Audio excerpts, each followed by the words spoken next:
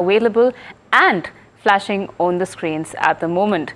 Today, we're being joined by Vaibhav Vidwani, Fundamental Research Analyst at Bonanza Portfolio, on all your fundamental queries, and Amardev Singh, Senior Vice President Research at Angel One, joining in on the technicals. Welcome, both of you gentlemen. Thank you so much for giving us your time and joining in with this edition of Ask Profit. But let's go straight to our first WhatsApp query. Aniket from Karnataka has written to us inquiring about his 50 shares of Lemon Tree. He bought them at 139 rupees a piece and he's sitting on a profit of 67 rupees so far. He's asking whether he should continue holding or selling. Vaibhav, taking this question to you directly, what's your sense on Lemon Tree and do you think this is a strong hospitality player?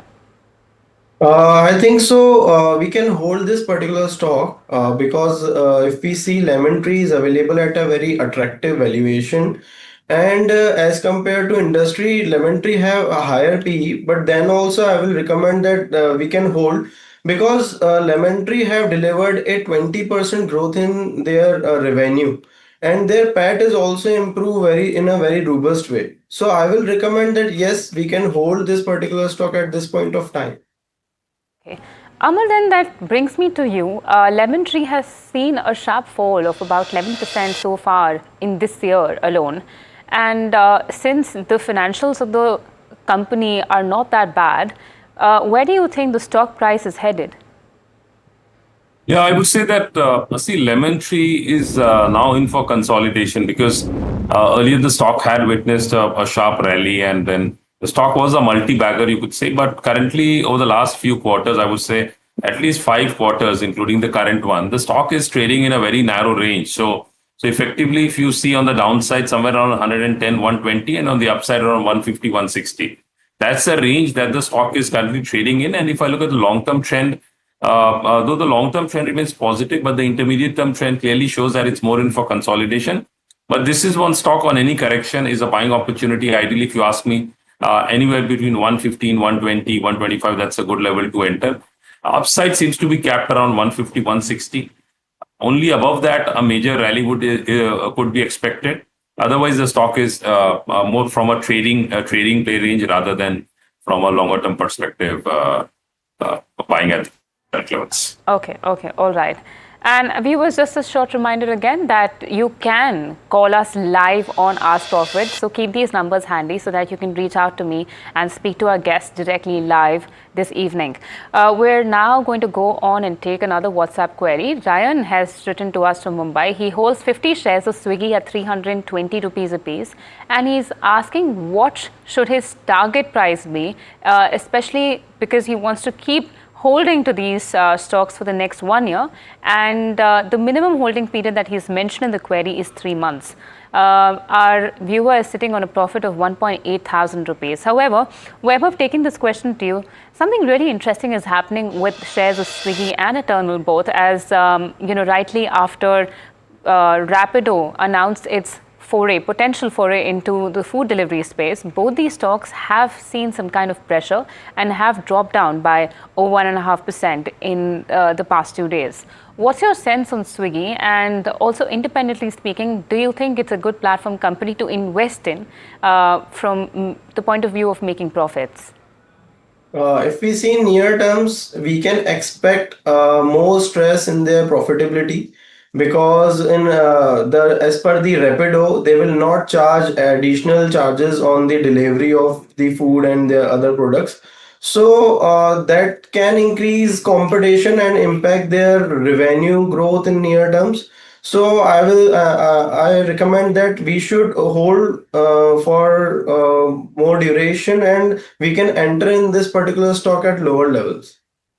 Okay.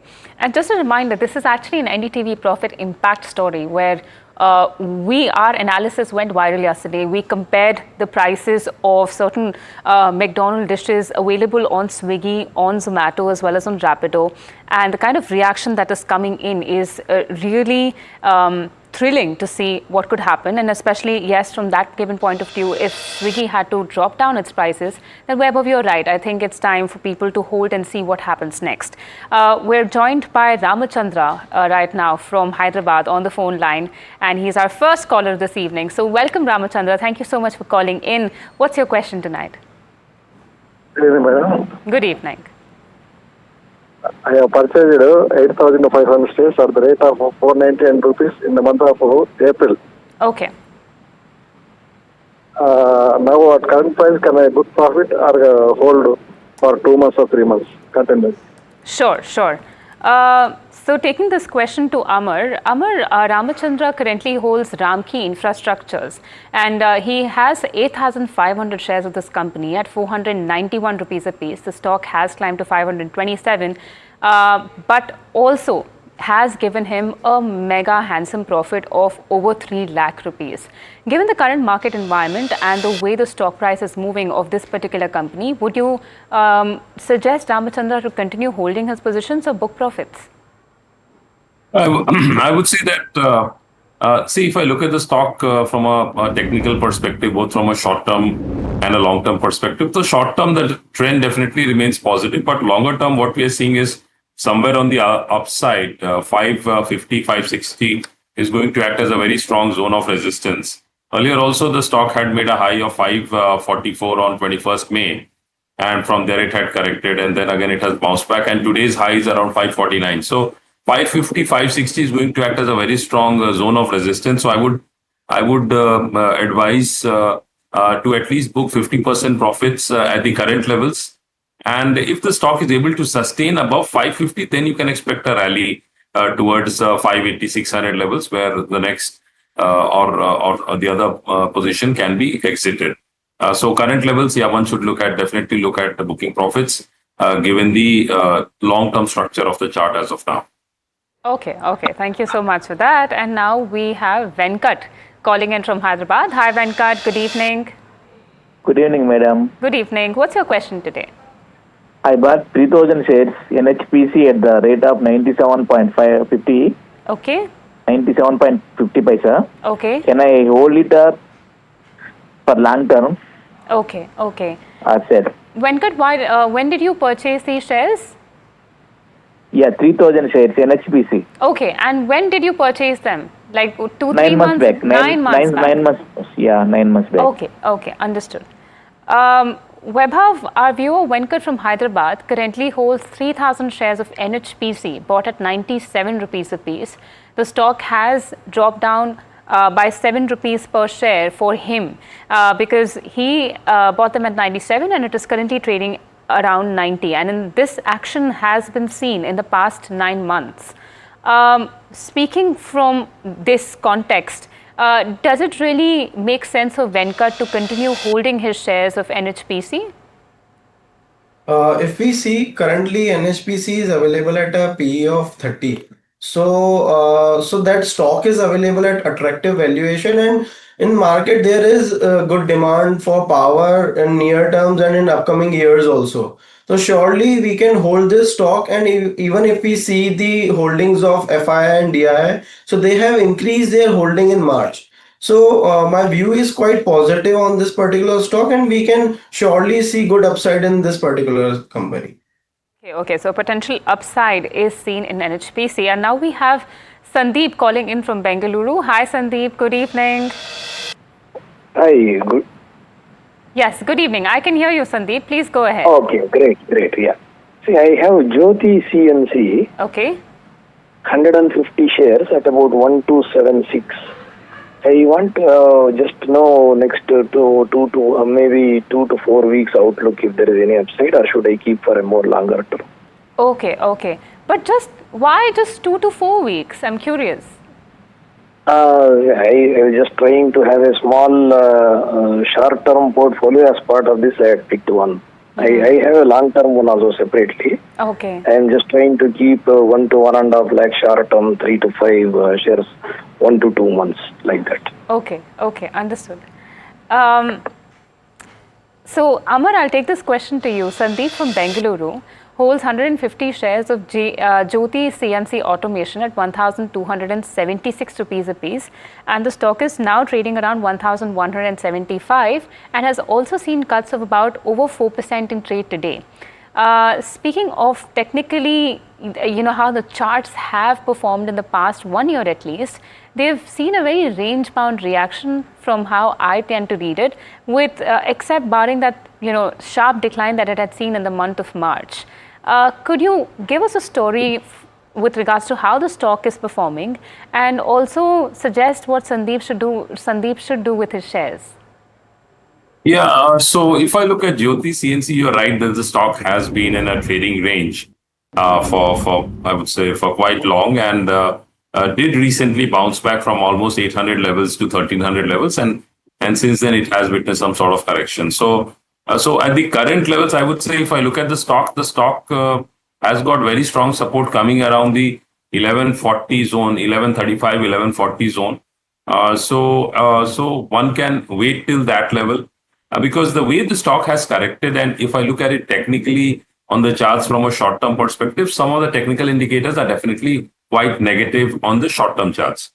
However, the good part is on the intermediate-term trend, the stock is at very strong support levels or approaching strong support levels. So as long as it doesn't breach the 1130, 1140 zone, I don't think there's much of a concern. But yes, for the stock to witness a V-shaped rally or a recovery, that is not very likely. The stock could witness some sort of consolidation. Only sustaining above the 1200, 1220 levels, then you can expect the stock to again witness a trend change on the upside. Okay. Well, now we have Mohan calling in from Bengaluru. Hi, Mohan. Good evening. Good evening, madam. Yes, please go ahead with your question. How can I help you today? Madam, I want to invest in NEBA Bupa insurance. Okay. So, is it in the right valuations to enter now? Okay. I want before I take this question to our guests, could I please know the reason behind why you're interested in NEBA Bupa? Yes, madam. In coming future, insurance companies are going well. So, I hope it may grow well and it can give a good profit for me. Okay, understood. Vaibhav, our viewer Mohan from Bengaluru is interested to buy NEBA Bupa, the shares of NEBA Bupa, and he's asking whether this is the right time to enter. Now, although I know that this has been listed on the stock exchanges quite recently, it has not been a very long time, but hailing from the health insurance space, do you think it's a good player? And number two, if you would go ahead and suggest Mohan to buy these shares of NEBA Bupa, what do you think would be the right quantity to start with? First of all, if we see, NEBA Bupa is currently trading at a PE of 70, whereas industry PE is of 40. And NEBA Bupa have shown some improvement in their financials. Okay, so earlier their margins were quite negative, but now their margins are positive at 1%. So their competitors have delivered more robust numbers than NEBA Bupa, but still I will say NEBA Bupa have attractive plans. But at the PE of 70, I will not recommend NEBA Bupa at this point of time, because they have competitors are providing more better plans, and they are delivering better numbers than NEBA Bupa. So for NEBA Bupa, my view is quite negative. Okay, all right. And now we have another caller joining in from Noida. Hi, Amol. Good evening. Amol, Hi, good evening. Yes, good evening. Yeah. Please go ahead. So I'm holding 50 shares of Voltas, and my buying price is 1251. Okay. So I just want to know what should be the near-term target for this stock. Understood. On short-term basis, yeah. Okay. Amar, our viewer Amol from Noida currently holds 50 shares of Voltas at 1,251 rupees a piece. The stock is trading around 1,312 rupees a piece, and Amol is also sitting on a meager profit of 3,000. He is asking for a short-term view. Would you be able to give us the key resistance and support levels for the stock? Yeah, so if you look at Voltas, we've seen the stock in for consolidation, and earlier if you look at the stock was unable to breach the 1280 1290 zone. It has breached the 1300 level, and it has and the last few trading sessions volumes have also been slightly more than average. And if I look at the intermediate term trend, that has definitely turned positive after the stock remaining in for consolidation. So I would recommend that you can hold on to your position. There are two levels that I'd like to give you. The first is a very strong zone of resistance somewhere around 1350 to 1360. So 1350, 1360 is going to act as the first zone of strong resistance where the stock could meet with some. If that level is taken out, then the stock is headed higher towards 1400 level, where you could look at booking profits. Okay, all right. And now we have Sanjay. He's joining us from Chennai. Hi, Sanjay. Good evening. Vanakkam. Hi. Good evening, and thank you. Actually, it is regarding Tata Motors. Sure. I got it around 6 months back, around 720. Okay. So I'm thinking it is slightly little bit profit is there today, but I don't know whether it will sustain. Okay, all right. Yes, let's take this question to Vaibhav. Vaibhav, our viewer, Sanjay from Chennai, holds 120 shares of Tata Motors at 720 rupees a piece. And although the stock did see a bit of upside today, he's asking whether this momentum that was seen very briefly would be sustainable. And it's a very interesting time for auto companies, especially because of the rare earth discussion that's happening. And then there's also the fact that India and the UK have made a trade deal. So perhaps Tata Motors and the business over there might not get affected as much. However, given the financials of the company and everything surrounding it, do you think the momentum or the potential upside for Tata Motors is attractive at this current juncture? First of all, if we see in auto segment, companies are saying that because of rare earth magnet, there is a probability in upcoming quarters we can see some stress in their EV inventories or sales of their EV. But in near terms, companies are saying they have sufficient inventories, so it will not impact their sales. So for if that issue will escalate, so we can expect some stress. But Tata Motors is one of the beneficiary of India-UK trade deal. So overall, that thing is also positive for Tata Motors. So we should observe what is happening for the rare earth, and as per that, we should take our initiative. We should not take decision at this point of time for Tata Motors. Interesting. Now we have another caller, Vishal, calling in from Mumbai. Hi, Vishal. Good evening. Hello, good evening, ma'am. Good evening. Please go ahead with your question. I bought Reliance Power at rupees 66, 1500 quantity. Okay. So I know the target and for the future, means long-term perspective. What will be the target? And as well as the short-term also. Okay. Vaibhav, I'll take this to you again, and then I will take a technical view on it from Amar as well. But it's very interesting as to what's happening with Reliance Power. Before that, Vishal from Mumbai holds 1,500 shares of Reliance Power at 66 rupees a piece. And the kind of, run up that Reliance Power has seen just in the past 1 month is really eye-catching, with giving returns of up to 70%. I'd like to ask you, what factors are playing beneath the blanket for Reliance Power that is really fueling this kind of attraction? And do you think this is sustainable in the long run? First of all, if we see, there are only expectations that there is something big cooking in the Reliance Power, Reliance Infra. So that's why these stocks are moving upside. Still, there's no major news or updates from the company that what will be the new things. So we should be little cautious about these stocks, because as per me, if we don't have proper facts that how company will perform in upcoming quarters and years, so we should not take that much aggressive risk. All right. So it's a cautious approach that Vaibhav is suggesting on Reliance Power. However, Amar, I'd like to take your view and see how you are viewing the technicals of this chart, Reliance Power especially, and what would your long-term target be? See, if you look at Reliance Power, the stock definitely has been on a roll, and the stock from, I would say, a couple of months from almost 40, stock is currently around 71. At the current levels, the stock might meet with some sort of resistance. So the high that the stock has made of 76, so 75 to 80 should act as an immediate zone of resistance for the stock. If that is taken out, then the stock is headed towards the 100 level. If I look at it from a technical perspective as to the trend and the momentum, that is definitely very strong.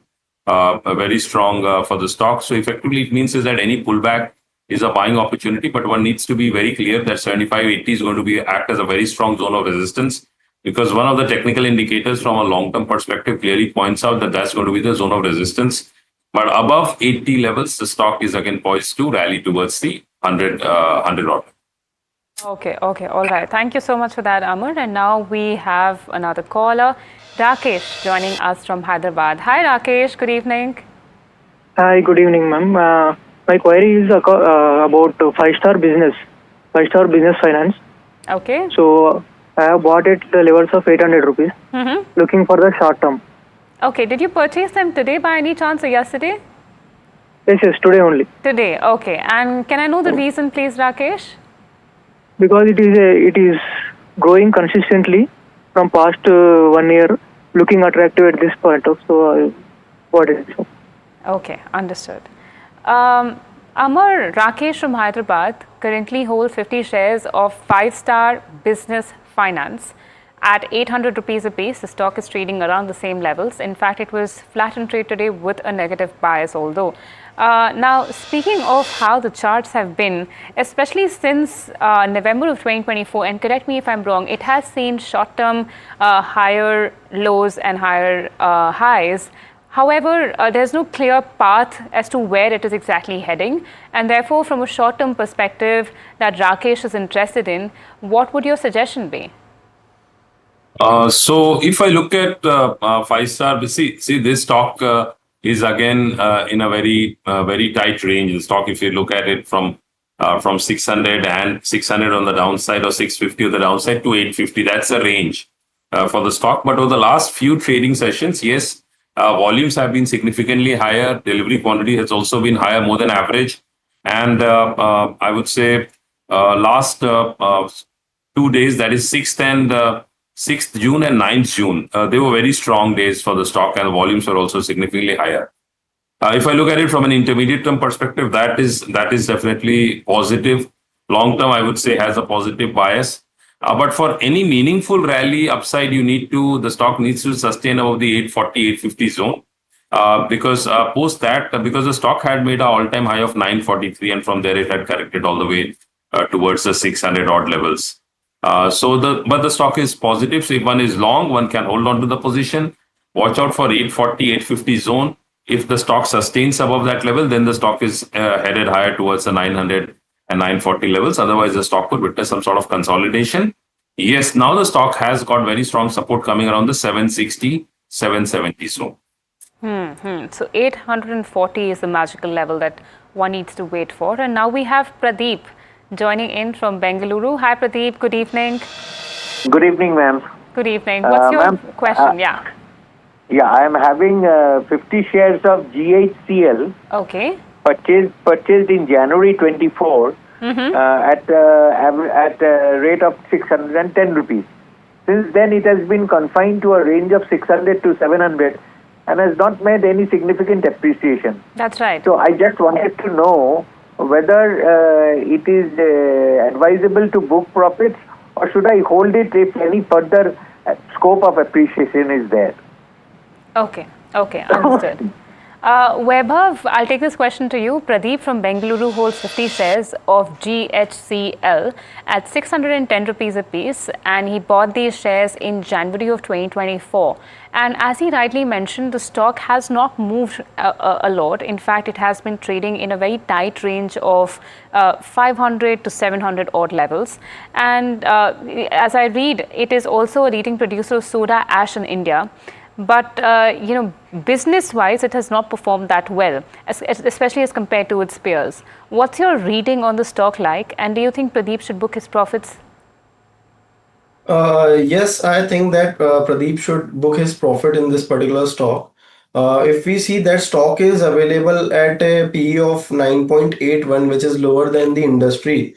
And there is also a reason behind that. Like, because their revenue growth is negative if we compare to YOY basis, and their PAT is also reduced as compared to the FY24. So overall, their financials are not that much promising. So we should have cautious approach for this particular stock. Poor financials not really motivating that kind of investment. So perhaps you should book your profits, Pradeep. And now we have Mr. Sharma joining us from Punjab. Hi, Mr. Sharma. Good evening. Good evening, ma'am. I want to know out of PSU bank like Bank of India, Can Bank and PNB, which is the best for 1 year perspective? Okay, short and crisp. I will take this question to Amar. Amar, Mr. Sharma from Punjab wants to know whether he should invest in Canara Bank or Punjab National Bank. And could you give us a sense on the PSU space as well, because it was one of the leading sectoral gainers in trade today as well.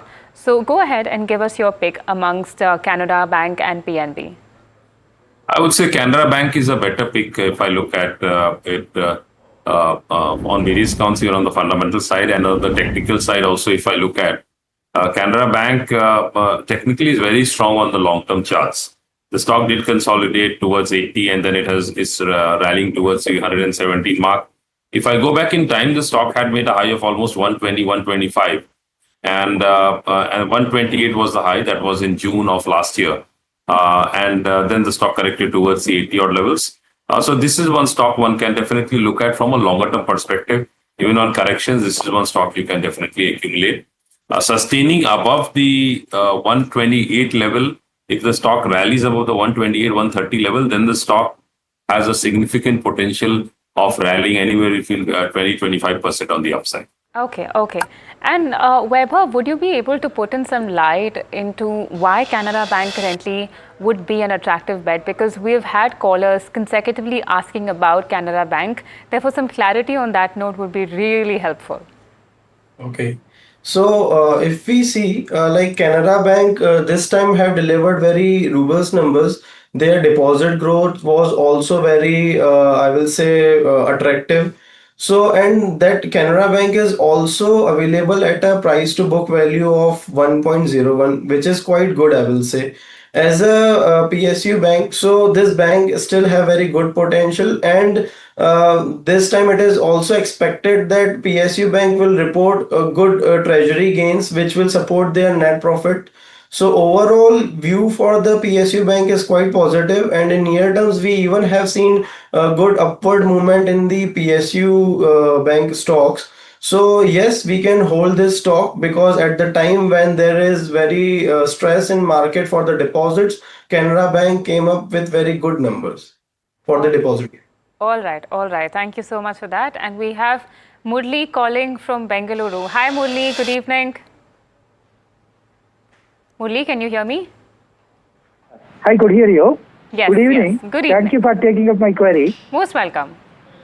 Yeah, I bought SJS Enterprises, Okay. an aesthetic service provider to automotive industry at a rate of 500 shares at 1190. Okay. Considering that it is, growth oriented and good projection, not very expensive compared to recent EPS about 27 times. So should I hold from 18 months point of view? 18 months. Is it a good bet? Okay. Yeah. Okay. Vaibhav, Murli from Bengaluru holds 500 shares of SJS Enterprises at 1,190 rupees a piece and is seeking a view for the next 18 months. And as he rightly mentioned, that SJS hails from the design to delivery aesthetic space. So I'd like to know what's your sense on the company and how, according to you, is the business positioned? Okay. So if we see, SJS is currently available at a PE of 31, and which is higher than the industry, but their numbers are also improved. Their revenue growth is also improved, while their margins are improved by 200 bips. So which shows that their operational efficiency is improving. While if we see DII and FII have increased their holdings in this particular stock. So, and this segment is also performing well, and in this particular segment, we can expect growth in near terms also. So, my view for SJS is quite positive. Okay, all right. Thank you so much for that. And now we have Raj calling in from Bengaluru again. Hi, Raj. Good evening. Yeah, good evening. Hi. Please go ahead with your question. My query is regarding Transrail Lightning. Okay. I own 125 shares at the price of 656. Okay. My query is regarding long-term outlook. Is it a good stock to hold for next 3 years? Okay. And when did you purchase these 125 shares, Raj? Last week. Okay, okay, understood. Amar, I'll take this question to you. Raj from Bengaluru holds 125 shares of Transrail Lighting at 656 rupees a piece, which he bought very, very recently. And, it is involved in the transmission and distribution business and pole manufacturing as well. How do the charts look like to you? And do you think the kind of uptrend that it is currently seeing is sustainable and it will breach its 52-week high? So this is which company? If you could just come once again. Transrail Lighting. Okay. Trans Rail Lighting. Yeah. It's around 659, 660. Yeah, that's right. So the stock has rallied significantly. So if you look at from almost 450 levels, the stock is currently around 650. So it's up by almost not exactly 50%, but yeah, it's rallied significantly. So at the current levels, fresh entry definitely is not warranted, because if I look at the stock had earlier made a high of somewhere around 718, and the recent high is around 700 levels. So what it effectively means is that 700, 720, that's going to act as a zone of resistance for the stock. If someone is long, one should definitely look at booking part profit, not whole profit, because the structure of the stock definitely has turned very positive on the intermediate term trend. So this is a stock on which is definitely a buy on dips. Sustaining above 720, 725, then the stock is definitely headed significantly higher towards the 780, 800 levels. On the downside, the stock is strongly supported around the 600, 620 level. Okay, all right. Thank you so much for that. And we have Kaushik calling from Hyderabad. Hi, Kaushik. Good evening. Hey, hi. Thanks for taking the call. Most welcome, Kaushik. How can we help you? So I hold 25 shares of Data Patterns at an average of 3,101. So I would like to hold the stock for a short-term period, as in 3 to 6 months, and would like to know if I have to keep on averaging or hold, and what would be the target price, and also looking at the current 30,000 crores that India has giving on defense sector. Also, keeping in mind the Q4 results, I would like to know how Data Patterns will perform in the coming days. Yeah. Okay, sure. Vaibhav, Kaushik from Hyderabad holds 25 shares of Data Patterns at 3,101 rupees a piece. The stock is trading around 3,028. And a couple of things I'd like to wrap up for Kaushik here is, the first one is the fact that while it has seen a great run-up, it rose from 1,350 in the past 1 year to about 3,655. So it has had a 2,000 rupees plus addition to its stock price. And it hails from the defense space, which has also been getting a lot of investor traction. Vaibhav, my question to you is that given India's push towards expanding its defense expenditure, also indigenizing our defense industry, don't you think companies that are heavily embedded in the defense space are much more of a long-term play than a short-term one? Yes, because recently we have seen good run up in defense stock. So, but today also we got a very good news that our defense sector means government have improved increased their targets for exports and domestic manufacturing for FY29. So we can expect more growth in orders in near terms, and which will support the valuation of these stocks for the defense segment. So currently, like promising stock in defense segment is HAL is one of the promising stock, but Data Pattern is also a very promising stock. But we should wait that if that stock is available at more attractive valuation, then we should enter, because recently this stock have given very good run up. Okay, all right.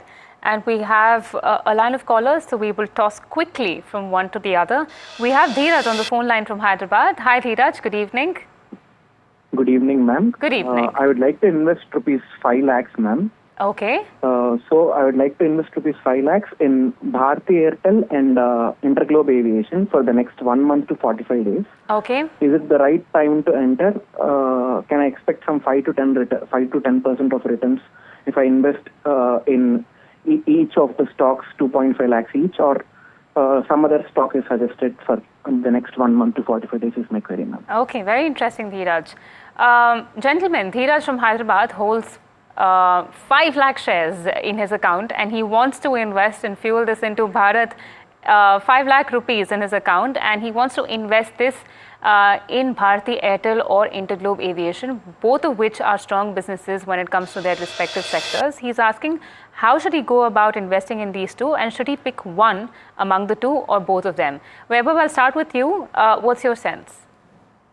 Means I will say there are more better stocks available today in market, so we can go for other stocks rather than going for the Bharti Airtel and Interglobe Aviation.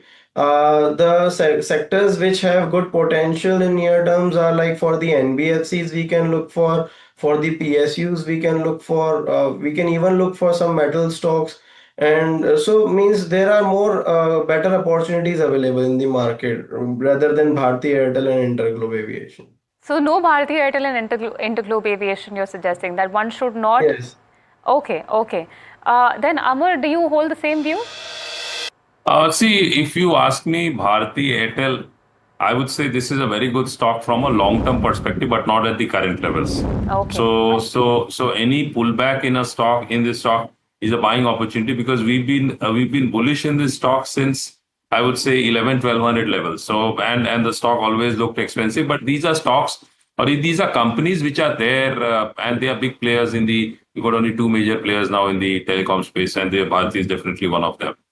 So from a longer term perspective, yes. From a short term perspective, because a month is more of a timing the market. So in that case, entering at the current levels wouldn't be a very good idea, because what we are seeing from a shorter term perspective, there is more consolidation happening in the stock. So on the downside, it has got good support somewhere around the 1800 levels, resistance around the 1900, 1920. So yes, a dip or a correction towards 1800 can be a buying opportunity from a shorter term perspective.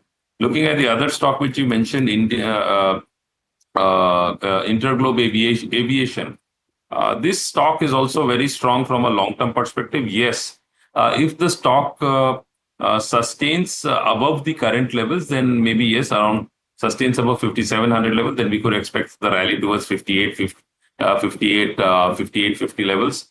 But at the current levels, the risk reward ratio might not really work out in one's favor, so I wouldn't recommend buying at the current levels. Okay, all right. Now we have Veer from Mumbai joining us. Very quickly, Veer, hi, good evening. What is your question? Yeah, I wanted to know short-term and long-term view on RateGain Technologies. Okay. Should I add more and average it out? All right, all right. Vaibhav, Veer, are you still on the phone line? Yeah. Okay. Could you please help me with the number of shares you hold and at what price? Yeah, I hold 70 shares at 728. Okay, perfect. Thank you so much.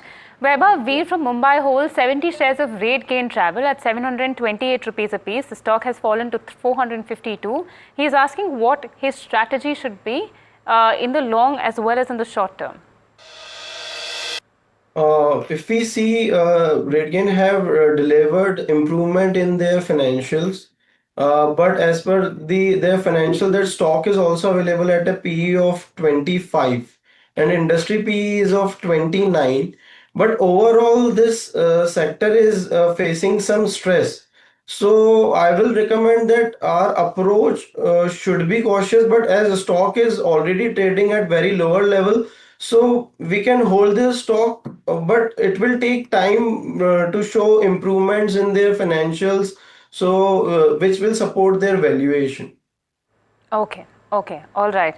And with that, gentlemen, thank you so much. We have run out of time on this edition of Ask Profit today, but we do appreciate your time with us. And viewers, you stay tuned, as you can continue to call us on the numbers flashing on your screen, both in the morning as well as in the evening.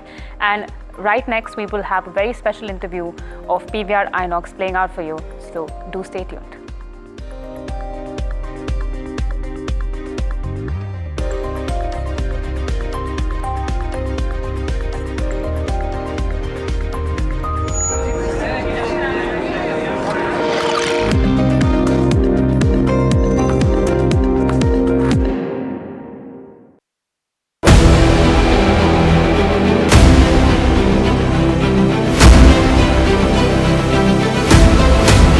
imports become the exception rather than the norm. And increasingly we do almost, last year for example, of the contracts that we signed of record 2,09,000 crores, 81% was awarded to the domestic industry. Our intent is to manufacture in India, preferably with design also in India.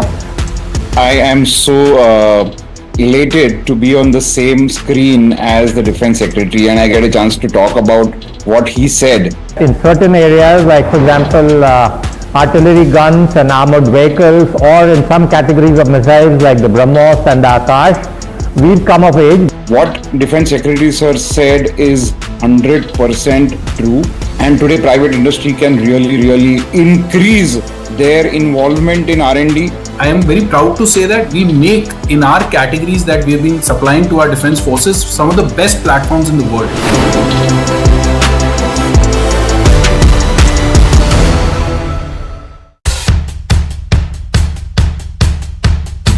The markets move fast. And so should your portfolio. Expert insights, real-time stock picks. Do I buy Ola? Should I hold CDSL for the long term? Buy, sell or hold? The answers you need, straight from the experts. Callers from India and across the world. Connect live, ask, decide and invest wisely. Your portfolio, your future. Ask Profit.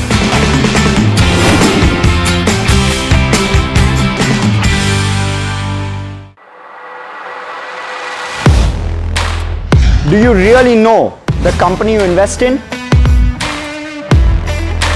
What is the real picture behind?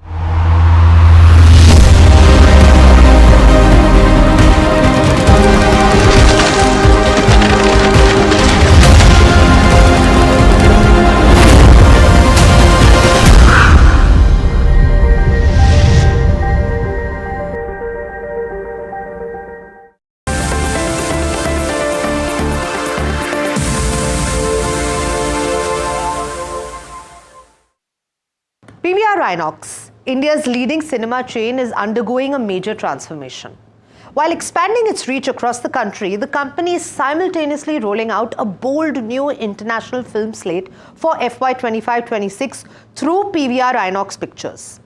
Now, this strategic move involves partnerships with major global studios and signals a push towards diversifying its content offerings. This dual approach also comes at a time when the cinema industry faces evolving consumer preferences. PVRX aims to redefine its business model by balancing content acquisition, premium experiences and diversification with the need to maintain profitability. Amir Bijli, a key architect of this approach, leads the company's efforts to revitalize its content and adapt to a rapidly changing entertainment landscape. He joins me now to discuss PVRX's next chapter. Amir, welcome to NDTV Profit and thank you so much for your time. Hi. So good to be here. Thank you for having me. So you're driving innovation at PVRX, a very interesting role. What would you say is your vision for the future of cinema in India, and how do you think that PVR is shaping that landscape? Wow. Okay. Well, as a whole, we strive to keep our ear to the ground to understand what the consumer of today is after. At the same time, we must constantly pivot to understand and predict what the cinema of the future should be for the consumer of the future as well.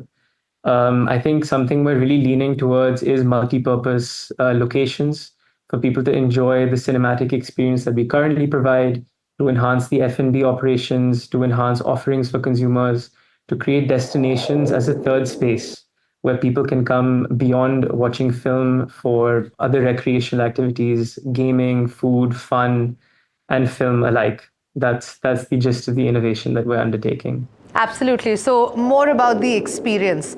So let me now understand about PVRX Pictures, right? How do you decide which international and independent films to acquire? What factors influence that selection, especially with a very rapidly changing audience environment? And more importantly, what I'm really interested in is how do you decide when to take risks on the unconventional stuff? Can you share an example where this strategy has paid off or not? Sure. Well, It's a combination of a lot of things. Okay. The approach has been quite strategic for content selection and acquisition. It's mainly been driven by, as you said, the evolving consumers, the evolving preferences of the audience, as well as us maintaining a sharp eye for the globally and culturally resonant storytelling that exists. A big function of our job is to go to these independent film festivals, essentially, like the Cannes Film Festival, Berlin Film Festival, EFM, AFM, TIFF, Toronto, and really keep our ear to the ground to understand what path-breaking stories are coming out of these festivals, as well as what the Indian consumer is ready for. As you said, it's always a fine balance between something that we like as consumers of content versus something that will actually resonate with the Indian audience. Examples of more commercial films that we've picked up, for example, are the Expendables franchise or things like Wolf of Wall Street, the Beekeeper franchise, a bunch of Guy Ritchie independent films, which we know would do justice to the action appetite of the Indian market. But we've also taken a punt on a lot of the independent, more niche stories. The most recently, we've released Life of Chuck in theaters now.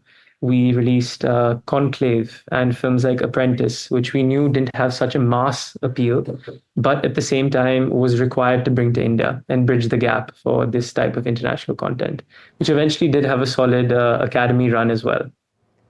So you spoke about Cannes and these other film festivals and platforms as well. What were your key takeaways from the recent experience at Cannes, and how do you think such global events inform PVR INOX's pictures content strategy for Indian audiences particularly? Well, we've been going to these film festivals for so long now. People representing PVR INOX much before me for the past 25 years. So we've established very robust connections with the independent studios. And given our relationships with them, it's always a to and fro to understand what will work in the Indian market and what might not work in the Indian market. So I don't think there's not a sure shot recipe, unfortunately, that we've been following, which has led to something fruitful. It's a constant back and forth, and it's a constant learning. That said, there's certain studios that produce slightly bigger budget films that we have a longer term relationship with, like Lionsgate, for example, which we're releasing John Wick's Ballerina as well, which create films particularly catered for international markets as well. So that's a big learning that's come out recently as well. People are looking at India in a very, very big way. Yes, because of the population, but also the appetite for consumption over here is, I think, unparalleled. We can tell within our own cinemas how well local content is doing, and international content, especially Hollywood, is coming back with a bang as well. So that was the... All right. So talking about consumer behavior and the audience appetite, we're also seeing genres like anime, indie cinema, and regional films gaining popularity. So how is then PVR INOX Pictures expanding its presence in these categories, and what opportunities do you see for further growth in India? Definitely. I think just speaking from our circuit and our distribution perspective, we've grown over, I think, a 75 odd % compared to last year. And that's especially because of the increasing content production. And that's across all segments. That's Hollywood films, that's the Hindi segment, which is the local language, as well as regional language a lot. I think now going forward, we aspire to have a very fruitful split of about maybe 15 to 20, Hollywood titles, including anime and multi-language. We also want to maintain about maybe a 10 to 20% of that to be regional films, and then the remaining be live concerts and things like that. So there's a massive appetite in India right now for the consumer to be very, very satisfied with multiple types of content. So in that case, while you have these great plans for expansion and there is obviously a risk-taking appetite, there also comes the aspect of balancing commercial viability with that curatorial risk-taking. Can you share an example of a bold choice that paid off for the company?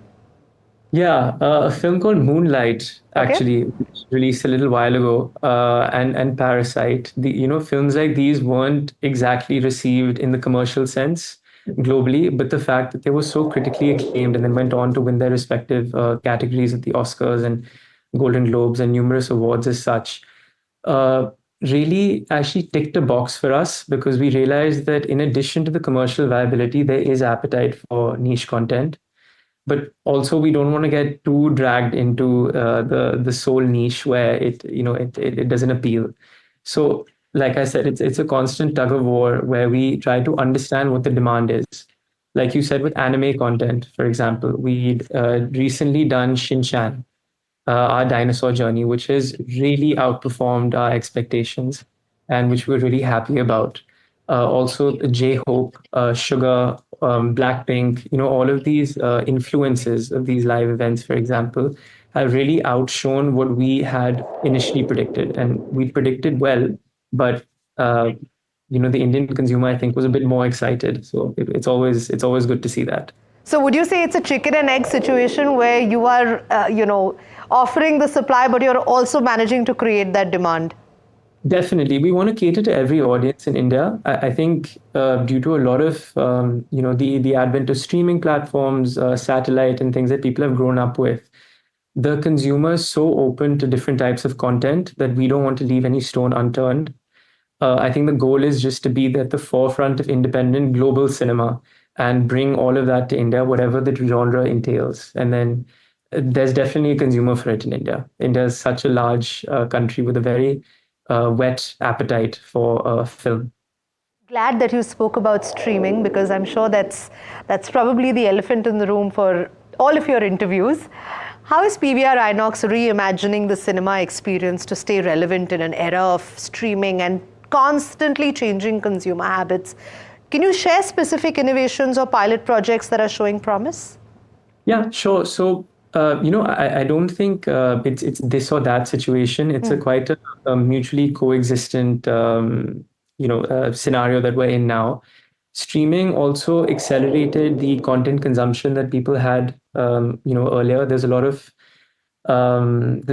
benefit that we've received because a lot of these franchises which released during COVID or pre-COVID, where the prequels released before, people only saw due to streaming services much more. For example, Pushpa 2 created a massive hit because people saw Pushpa 1 on the streaming services.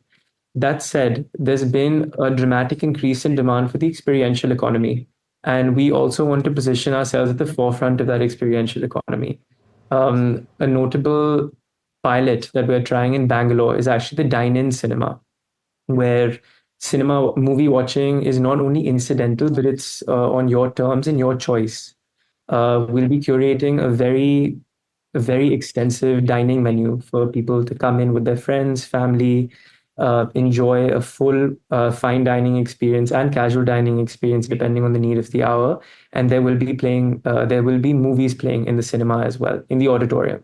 So imagine normal rakes of a cinema widened with proper dining tables. That's something we're doing. Another concept we've launched is called Screen It, which is an IT concept we're really promoting heavily.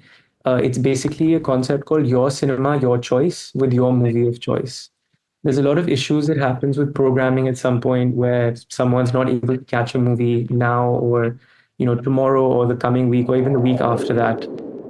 So we really hope to cure that issue by empowering the audience to choose when they want to watch a particular movie. So you can input what movie you want to watch and the show timing of your choice within a certain window. And we'll be happy to grant that show if there's enough demand on the app.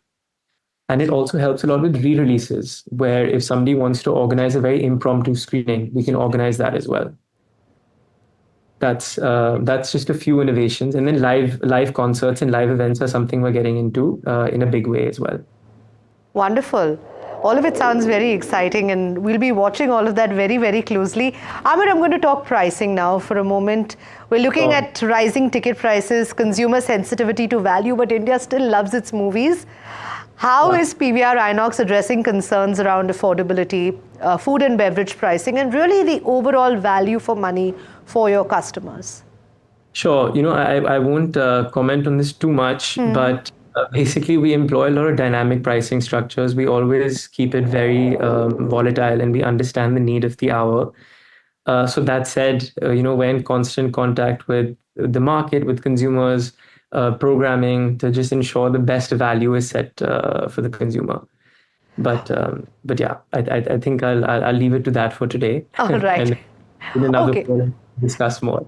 And your vision for expanding into tier 2 and tier 3 cities, how do you adapt, say, the PVR Inox experience for these markets, and what are the kind of unique challenges that you would face?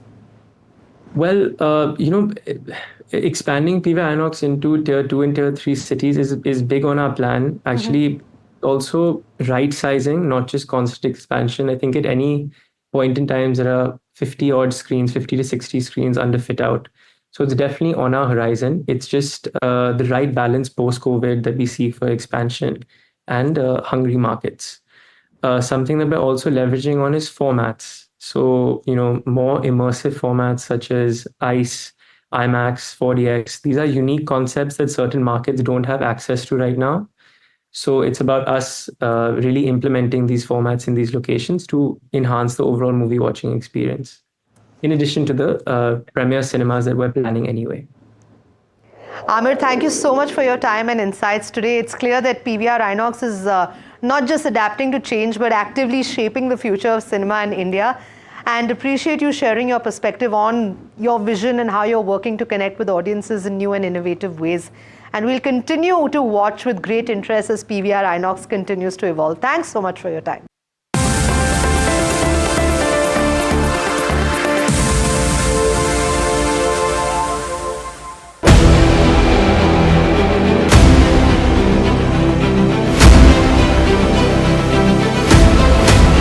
Imports become the exception rather than the norm, and increasingly we do almost last year, for example, of the contracts that we signed of record 2,09,000 crores, 81% was awarded to the domestic industry. Our intent is to manufacture in India, preferably with design also in India.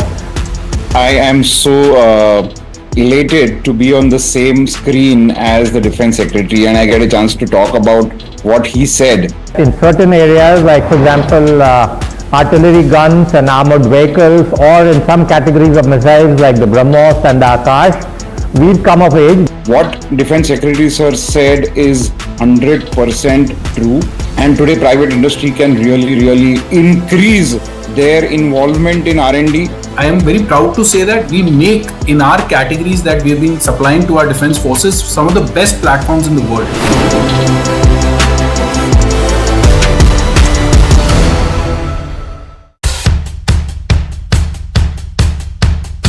The markets move fast. And so should your portfolio. Expert insights, real-time stock picks. Do I buy Ola? Should I hold CDSL for the long term? Buy, sell or hold? The answers you need, straight from the experts. Callers from India and across the world. Connect live, ask, decide and invest wisely. Your portfolio, your future. Ask Profit.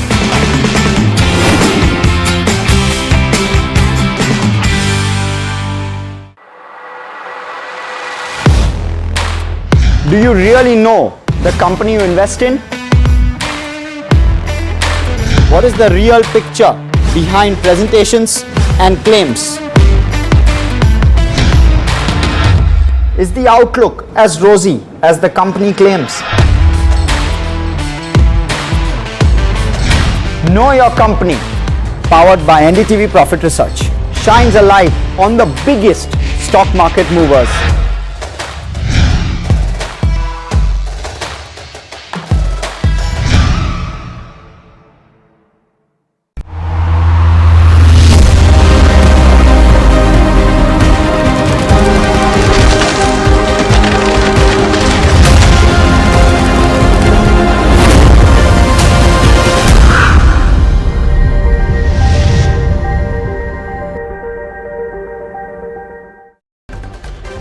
there are at least 3 or 4 promising companies, some indigenous, some with technology tie-ups with foreign vendors. We are hoping some of them will come of age and we'll have our own large domestic drone manufacturing capacity in the country. Defence Secretary Rajesh Kumar Singh tells NDTV Profit exclusively that India will close defence gaps through targeted procurement over the next 2 years and is now aiming to become a drone superpower. Benchmarks closed flat with a positive bias after a volatile session. Most sectors then lower, with mid and small cap indices underperforming. It's an NDTV Profit impact. Food delivery giants feel the heat of Rapido's foray into the food delivery business as they cut the prices of a meal from McDonald's from 315 rupees to 199 rupees. Donald Trump announces that the US has finalized a trade deal with China. Final under the agreement, now China will supply the US with full magnets and any necessary rare earths up front. China is set to grant licenses to Indian auto part makers for access to rare earth materials, offering relief to the Indian auto industry. At least 10 Indian suppliers have received positive endorsements from the Chinese embassy and are awaiting full and final approval from the China's Ministry of Commerce. Your UPI transaction may attract an extra charge. As sources say, the government may allow banks to levy a merchant fee on payments of over 3,000 rupees. Small ticket UPI payments are likely to be exempted. Reliance, Jio and Airtel are under tri-scanner for misreporting 5G AirFiber users. Sources say both the telcos marketed AirFiber as home Wi-Fi run on 5G wireless, but possibly counted it as fiber-based.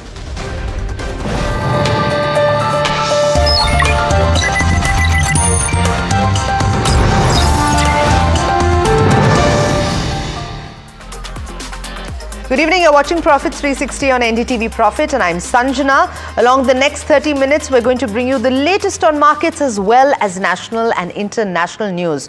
So let's take a look at what's happening internationally. It's our top story this evening. The US and China have finally agreed to a trade deal. Trump wrote in a post on Truth Social, and I quote, "Our deal with China is done, subject to final approval with President Xi and me. Full magnets and any necessary rare earths will be supplied upfront by China. Likewise, we will provide to China what was agreed to, including Chinese students using our colleges and universities. We are getting a total of 55% tariffs. China is getting 10%. So this is the quote that was put up by Donald Trump in a post on Truth Social. What does it mean for both the countries going forward? I have Manish Singh, CFA and Chief Investment Officer at Crossbridge Capital, now joining me on the phone line with more. Manish, thanks so much for joining us this evening.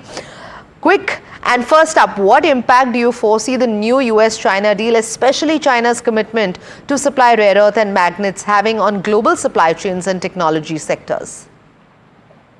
Good evening. My view will be that, of course, any de-escalation on the tariff front is a welcome news. But if you're looking for the direction of the equity market, then we have to look at other factors as well. So we got the CPI number today, which was weak. If you look at the core CPI, and prior to this, you will recall that we had the PCE number, which is the data that the Fed looks at when it thinks about interest rate, and those data were also weak.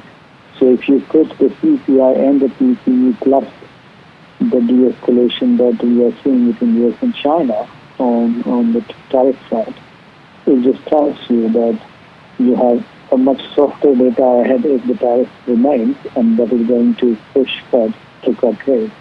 And that should be seen as a welcome news. And also, remember, a lot of the inflation expectations are based on US and China not agreeing a deal or having no tariff settled between them. And if those things don't come to pass, which it looks like it won't, given the post that President Trump has made, that should be seen as a very positive and welcome news. So, given your experience, managing multi-asset portfolios, then how do you think that investors should position themselves in light of this agreement and the potential for shifting tariffs between the US and China?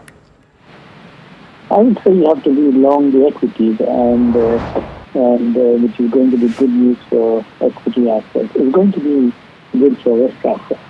So you can be long equity, you could be long bonds as well, because if the rates are going to come down, then clearly you're going to benefit on the bond side. In general, we have to interpret this as a risk-on scenario, and that is how I would interpret this data as. Right, Manish Singh, thank you so much for